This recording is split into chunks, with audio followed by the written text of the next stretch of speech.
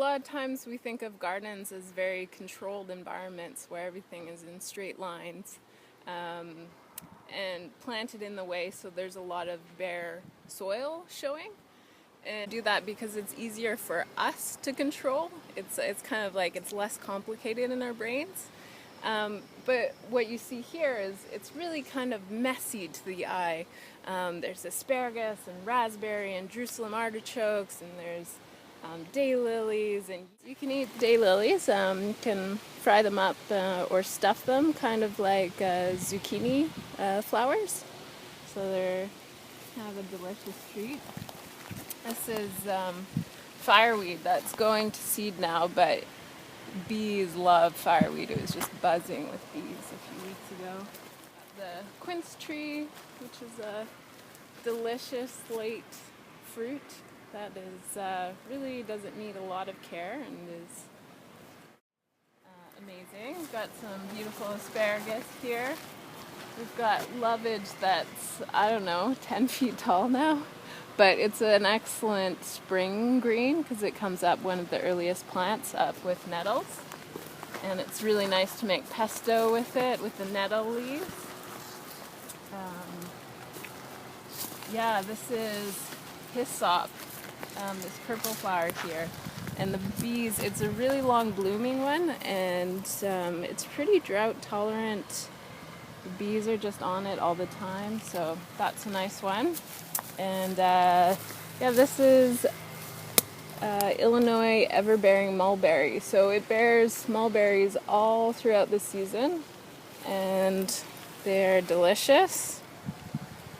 And this tree, the tree leaves, are the host plants for silkworms. So this is what you get silk from, basically. It's also a really high protein fodder crop for animals, and it grows both in temperate regions and tropical regions, so it's a pretty adaptable plant. Similar to the quince tree, isn't it?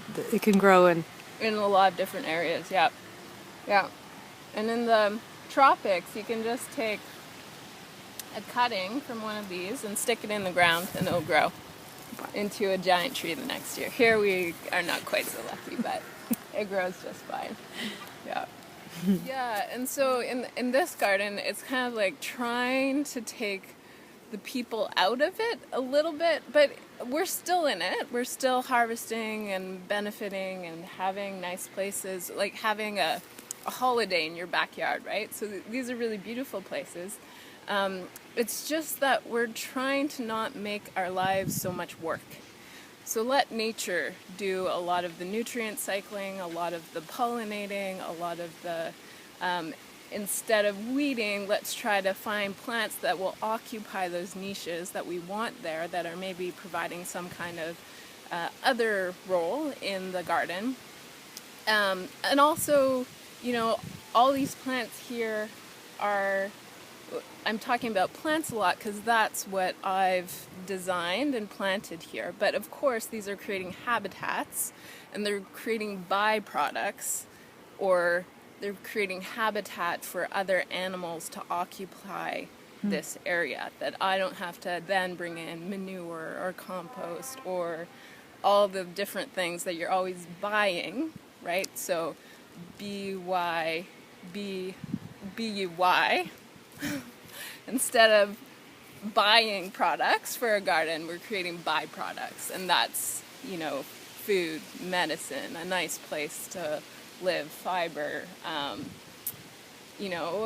habitat for all the honeybees that are, their populations are going down because of all of the other things that we like to spray on our other food crops. So yeah, it's really about relationships in here and creating an ecosystem.